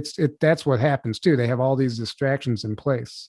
So even when you do see something as significant as a UFO or have this experience, immediately you're sidelined by something else that takes your attention away from that. You don't have time to go down that rabbit hole because you have a 40-hour job, you have kids that need to go to soccer practice, you have a crying baby, whatever. Like you're just constantly, and you don't even have time for your kids because you're at work and there's daycare. Your whole mind is consumed by the system that's set up. So you never have time to sit with your thoughts, sit with yourself, and even do real research if you wanted to. And even if you did do research, that's almost impossible if you're not guided where to look, because you're going to find misinformation and disinformation, which is really, really there. And it's put in place to confuse people and debunk a lot of the stuff that people are talking about. Yeah, I'll say for sure, there's always that mix of lie with truth to just get people off like, well, I can't trust anything now. Right. And it's like, that's where the gift of learning how to trust your own intuition and your own experiences, remembering that this is all a field. We're in a field, and it starts from without. What's your take on Ascension, Tyler? How do you feel about Ascension and the word Ascension? What does Ascension mean to you? Oh, good question. Like I said, I think that just means that essentially it's all frequency, everything's vibration. So by raising your vibration, you're literally becoming a new version of yourself. Every time you raise your vibe, every time you raise into that next level of a frequency. And like they say, the veil is thinning for some people. Well, I think what happens is it's not the veil that's thinning. I think you achieved a frequency and you're able to see things that are on that same frequency. So there's so much more out there that exists, but unless you only see it if you're at that level. That's how they explain like how craft and ETs can move through walls. They match the vibration of the object and you become one with it. But it's all very tricky and it's hard to explain. But I think Ascension is exactly that. Like it's a new frequency where we're just being introduced to a new world. It's not so much, I don't know how to explain it exactly besides it's all frequency. Well, because I wanted to get your take on that, because I feel like, and I know that you've got to see this all the time in your live streams where people are like, I just want to get off of Earth. I want the ships to come and take me away. There's this desire to escape, right. And Ascension is equated to escaping the planet. How do you feel about that? I might be a psyop. As far, I don't know. I know the feeling of wanting to escape. I mean, I think we all do. Right. I mean, how many times have we been just driving on the highway or talking to ourselves in the shower? Like, why? Like, what did I do? Like, to deserve this, What, this is terrible. Why would I sign up for this? I'm never going to another planet with amnesia again. All these thoughts go to your head. At the same time, did we sign up for it? Did we not? Like, I don't know, that whole escaping thing, ignorance doesn't die when you die. Like, death isn't an escape of ignorance, I should say.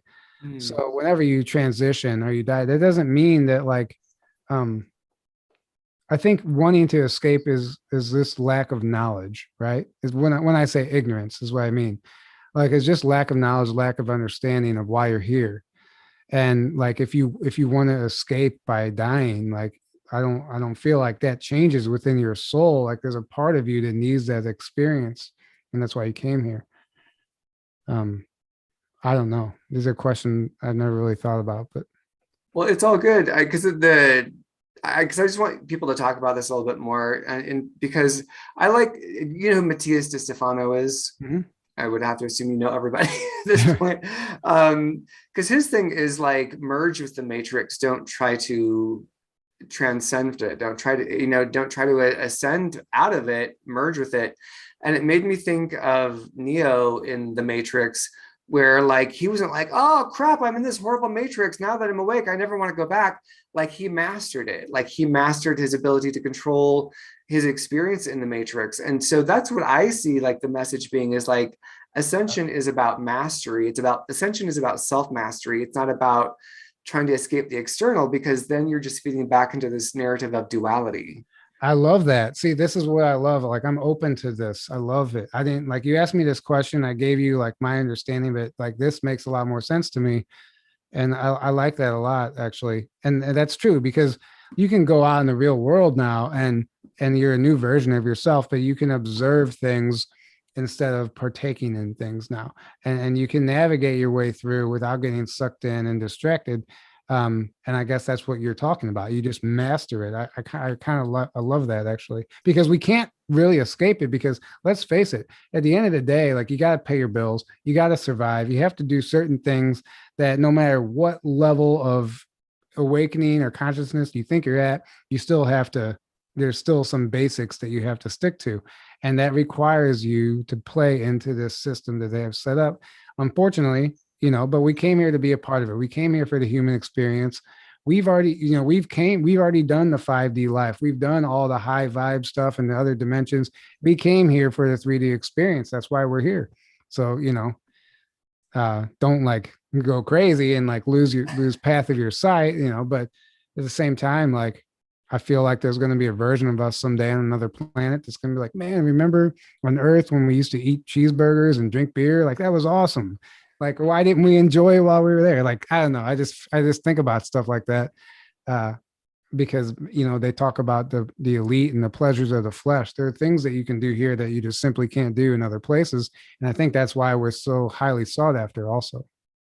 I agree. Oh, I'm sorry, real quick. I was going to say, then I'll toss it to you, Miss Linda, is that Matthias says the same thing. He's like, I don't know why people want to leave here, because this is where the adventure is.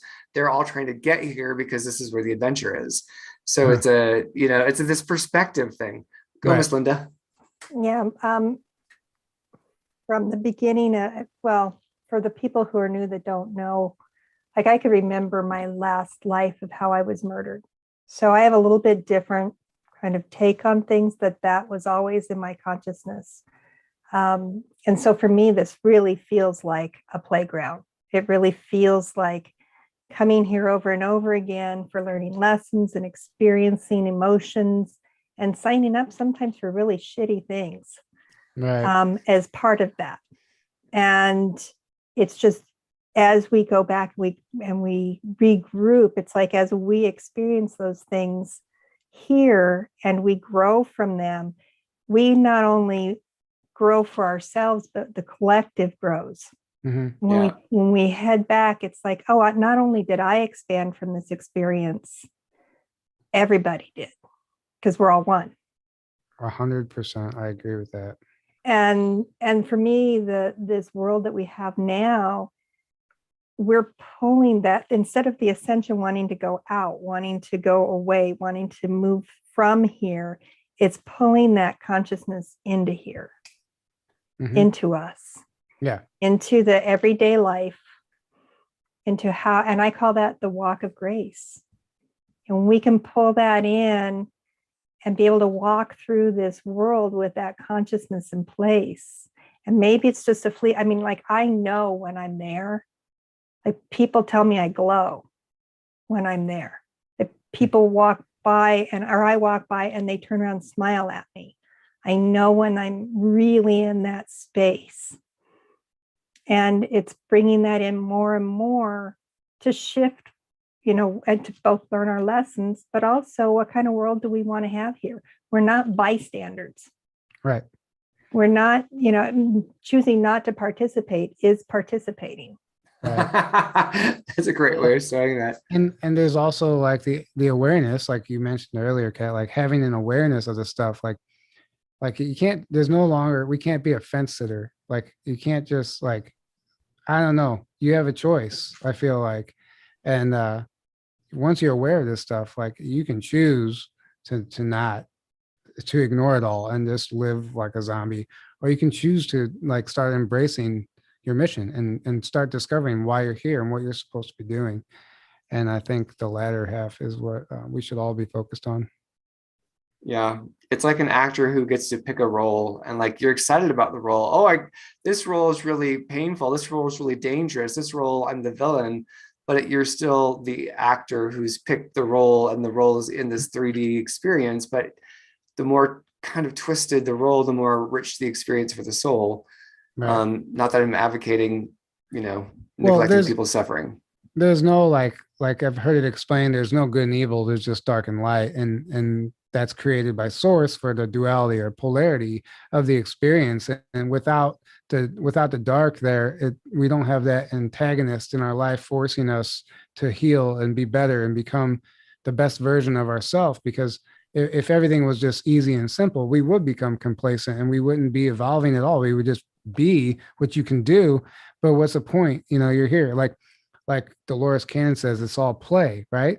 Well, at the end of the play, all the actors come out and they take off their mask and they bow and everybody applauds them. And most of the time, the villain gets the biggest applause, because without him in the story, the hero could have never gone on that hero's journey.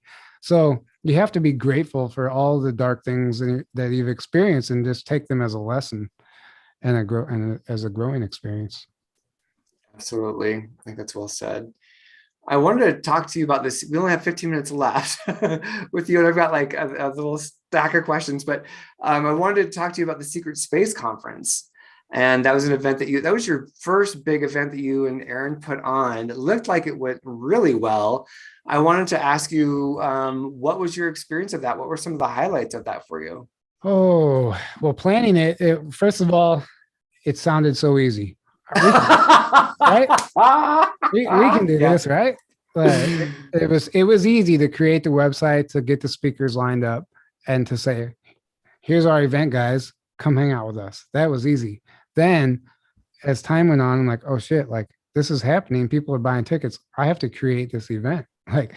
So, and then the reality set in, and it was a major learning experience for me.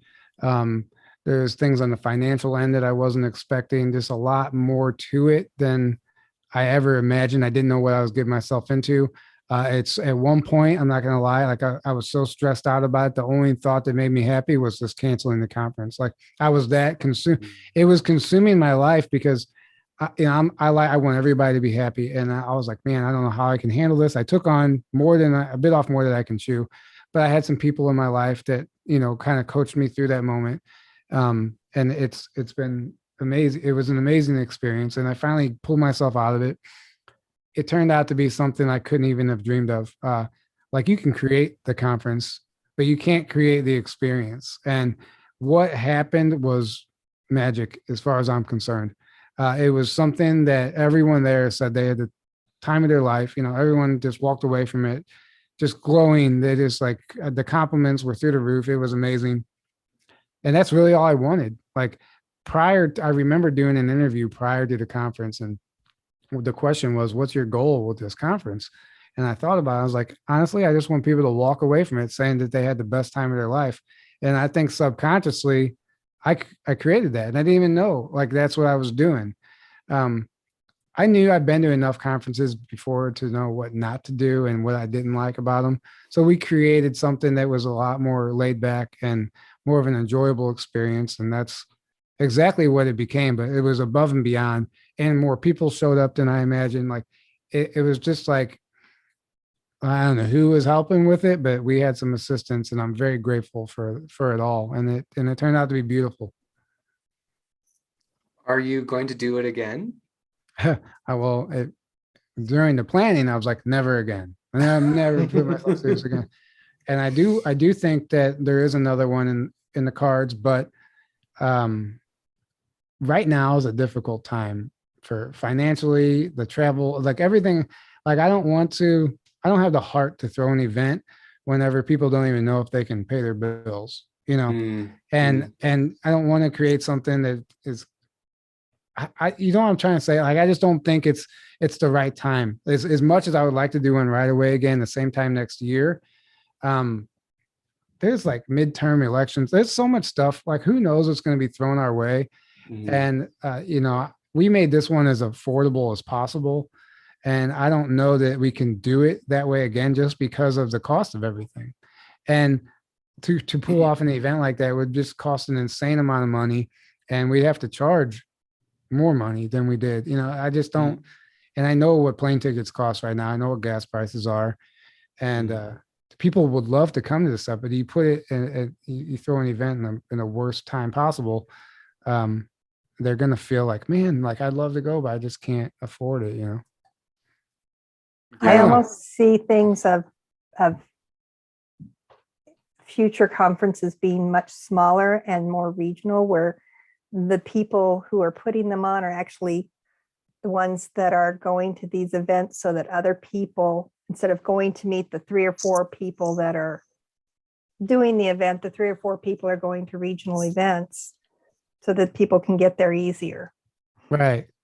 I agree with that. Like I think the smaller gatherings, you don't even have to call them conferences anymore. Like Right. there's some sort of gathering where, and let's face it, like the information's amazing, the presenters are amazing, and it was a great experience. But everyone's takeaway was they loved spending time, the free time, meeting people, hanging out by the bonfire, doing the sky watches, just hanging out in the lobby, lunch, the meals where everybody just got to connect. And that's the magic. That's the magic. Then you go and sit, and the information is just as powerful, and it really is different in person as opposed to online. There's a reason we didn't have any Zoom speakers. That's every episode is that's what we do all year. We're in front of the screen talking to a camera all year. We wanted to eliminate that because a lot of conferences do that. You go fly there, but then you're watching a person, Zoom in or Skype in. I'm like, well, that's not really the experience I came for, And I would say that's a big thing too, is people being able to have that connection with community. There's a craving, there's a hunger for the community aspect, which is why that free time is so critical, where people get to finally rub elbows and meet each other. Mm-hmm. Right. Yeah. Like you meet these people, like you've never even seen their legs before. Like, oh, like you can walk. Like, oh, you know what I mean? Like, it's really funny, and it's so strange meeting people that you've only met online, because like you don't know how tall they are. No one really looks exactly the same as they do on camera, and like it takes a second like to like recognize them in the flesh. It's really weird. And because you see one version of somebody all the time, and until you meet them, it's totally different. And I think that's part of the experience on trying to gauge the information that these people are sharing, also to be able to meet some of these speakers and spend time with them and see how they are and feel into their energy. And you don't just get this like news anchor version of them, Right. And the fact that they're not two-dimensional, you're not flat. Right. There's like there's something that happens in the brain when you see somebody in the physical, and you see them, like that whole range of them. The brain's like, because it's like you only have that context for them where they're on a flat screen. Right. Do you have any takes on, Jason, any psychic insights on future conferences? I was just not to put you on the spot, but I am. Do you have any like one you're going to host? Do you have any psychic insights on the future conferences? I will say, when you asked the question, or about are there going to be any more, I heard a definite yes, but it is not anywhere soon. Okay. I don't like doing time frames, but I will throw a number out there. I would say minimum 7 years down the road. Wow. Yeah. Right. I think maybe that 7 you were seeing was probably 7 months, but we'll let you stick with you. I'm joking. We don't know what we're up and in for, but I like this idea of having more centralized community things and then being able to grow. And I'm curious what that 7 is, because we might have enough upheaval that we don't even know Right. how we're living in the next couple of years. Right. So before we wrap up, any final downloads that you had that you wanted to share? Make sure any personal downloads of information that you thought were relevant to share. Before I move on to that, I want to comment on the conference thing one more time. Oh yeah, please. So the I talked about creating like a space where everyone was able to walk away and have the best time, but also I very much, my goal was to focus specifically on the secret space program and build a strong, solid case for it, and to just put a ripple in the timeline with that information, because from what I've experienced, it's absolutely true, and there's too much out there to deny it at this point. I wanted to create something that was tangible, that would create a ripple effect that's going to last and just keep going. And I feel like that's exactly what that did. And people who have tapped into it explained that exact thing. They're like, you don't even know what you just did to this timeline. When you get these people, that many people together with such a focused intent, like what you did for this information and for disclosure in itself is huge. But you don't realize that in the moment. But I feel like by creating these events, there are all these ripples. They just have this ripple effect, and it goes a lot farther than we could ever imagine. Well, that goes with what I tell my clients is when you can have the intent, you have to have the intent first, but then comes that step, that action to make the universe come back and meet you. Mm-hmm. Like you can sit in your room all day long and intend to do something, but until you take the step outside the room, right, nothing's going to happen. Yeah, you can draw some things into you, but if you're wanting to make real change that creates those ripples, there is action on this planet that has to happen.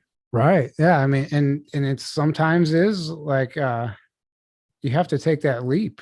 Everything that's going to create a ripple is scary. Like it's scary because there is like the leap of faith is real. You just at some point you just have to trust yourself, trust that the universe is going to have your back, and you just go all in.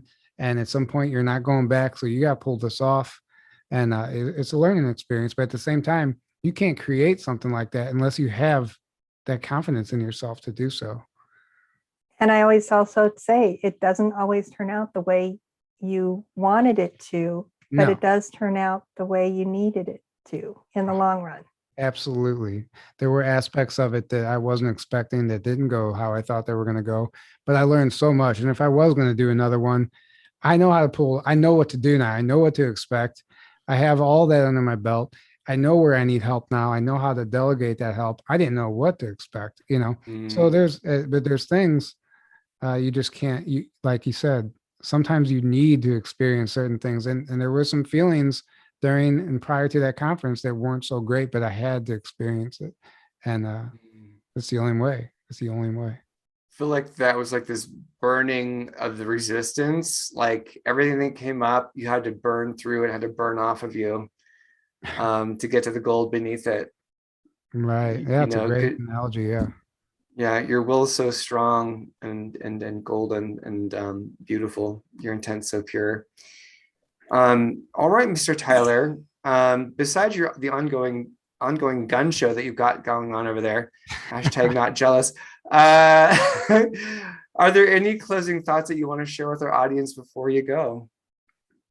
Don't give your power away. Don't give your power away. There's so many people relying on all their favorite influencers to give them the next bit of information. When really you could be focusing on making that connection yourself and downloading that information yourself. And you don't need to rely on external sources to feed you what you're craving. You can do it for yourself, and I think that's the next step in this whole movement. So many people have given their power away, waiting for their favorite channeler to give them the next piece of information, and instead of trying to work on that connection for themselves, and don't allow the surface level distractions to distract you. Don't get sucked into the researching a fabricated event that it's a false flag, and that's all you need to know. Like, what's the point of breaking down the details? Like, there's an entire wave of people out there who are doing that already, and they're affecting an entirely different level of the mass consciousness who is at that level. But I feel like the people who are listening to this, they're drawn to this for a certain reason. So, like you can kind of understand that was a false flag. That's a hoax. They're lying. I don't need to know the details. I know what's going on. Like, you know, just work on yourself, figure out how you can get that information and how you can be the most effective version of yourself during this awakening. Nicely said. It's all about personal empowerment. Mhm. Thank you so much. I'm going to toss I'm going to toss the Linda over to the mic. Woo! Here I am throwing Linda around once again. Yeah. This switches into gallery view and toss the mic to Linda as we do our gratitudes. Well, first, thank you all the new people that have come on to our podcast following Tyler over here. It's been so enjoyable getting to know you. I hope you return and come to some of our other podcasts. If you've enjoyed this one, please like, share, subscribe, share it with somebody, direct message if you want. If you think there was something in here that was of value to someone that needs to hear it. Also, everything that you want to know about Tyler, if he's new to you, we've put down links in our description box. And also, I believe Jason's is in there. And if not, we have him on a lot of our podcasts. Just go back to those and check out Jason, because he is just so wonderful and adds so much. Thank you for joining us. Thank you, Tyler. Again, you didn't let us down. Just such a great discussion. Kat, tell us who's coming in next week. Absolutely, I will. And also, I'm going to bug Tyler for those links. He gave us a lot of hot links on research. So I'm going to get those from him, and I'll share those in our Facebook group. So please join the Facebook group for those. Definitely. And for those that aren't in Facebook, can we drop them in the chat below on our YouTube as well? Yeah, it's down below in the links. We got it down there for you, but we can drop it in there. What were we going to say, Mr. Tyler? Some people just aren't on Facebook. So getting some of those that we've right, discussed. like me, I just got the 90-day ban on Facebook. So again, yeah. No, make sure you bug me about those links, because I tend to forget stuff like that. So make sure, and I'll send them to you, because you know I'm still human and I have to go cut my grass as soon as this is over. So still, I have to take care of things. Absolutely. But I'll make sure to send those to you. Yeah. Okay, thank you. And I did send one of them and drop it in earlier. So the want to know .info. That's the website, is want to know.info. Yes. That Tyler was talking about. So, all right. And with that, next week we have Sue Walker. She is joining us back. Sue Walker, who is a ambassador for the Ponte. She's a Sasquatch contactee. She was on your show too recently, Tyler. It was amazing. Yeah, she's awesome. She's just incredible. I love that lady. So we'll have her here next week. Once again, if you haven't already, hit that subscribe button and click the notification bell. Give us a thumbs up. All of your love helps us reach more people to build the community. And with that, thanks for being here. We love you. Be good to yourself. Be good to others. And we'll see you next week. Thanks, everyone. Bye. See you later. Thank you.